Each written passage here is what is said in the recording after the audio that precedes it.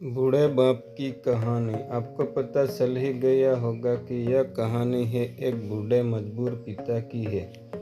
एक गांव में एक आदमी रहता था जो बहुत बूढ़ा हो चुका था, जिस वजह से उसे कम दिखाई देता था और बहुत कमज़ोर हो गया था। इसलिए अपनी बची खुची ज़िंदगी अपने बेटे के साथ बिता सके, इसलिए शहर में रह रहे उसके बेटे के घर रहने चला गया। बेटा एक शहर में छोटे मकान में रहता था। मकान तो उसका छोटा था, लेकिन उसके अंदर जो चीज़ें थी वह महंगी थी।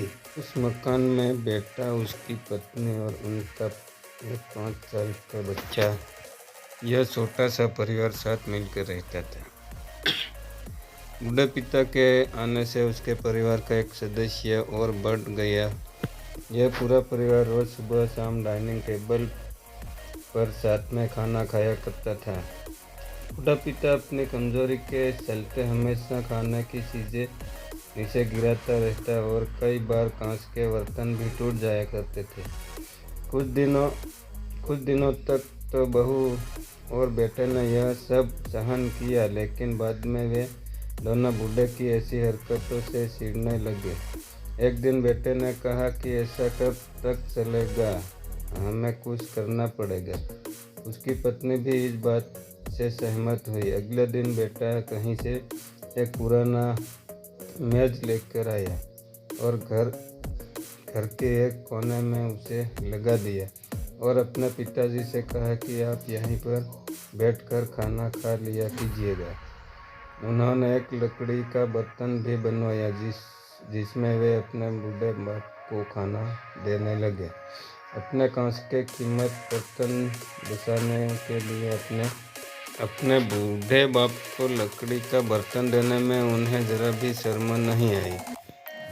अब खाने का समय जब होता तो बूढ़ा बाप एक कोने में बैठकर खाना खाता और बाकी का परिवार डाइनिंग टेबल पर खाना खाया करता। डाइनिंग टेबल पर बैठे बैठे दोनों पति पत्नी कभी कभी अपने बूढ़े बाप की तरफ देख लिया करते हैं। बूढ़े बाप की आंखों में उन्हें आंसू भी नजर आते, मगर उन पर जैसे कोई असर ही नहीं होता। बूढ़े बाप का पोता भी यह नज़ारा हमेशा देखता और वह अपने में ही खोया रहता। एक दिन जब पति पत्नी डाइनिंग टेबल पर बैठकर खाना खा रहे थे, तब उसका बच्चा ज़मीन पर बैठकर कुछ कर रहा था। उन दोनों ने बच्चे से कहा, हाथ में लकड़ी का टुकड़ा देखा, लेकिन उन्हें कुछ समझे में नहीं आया कि बच्चा लकड़ी के टुकड़े के साथ क्या कर रहा है।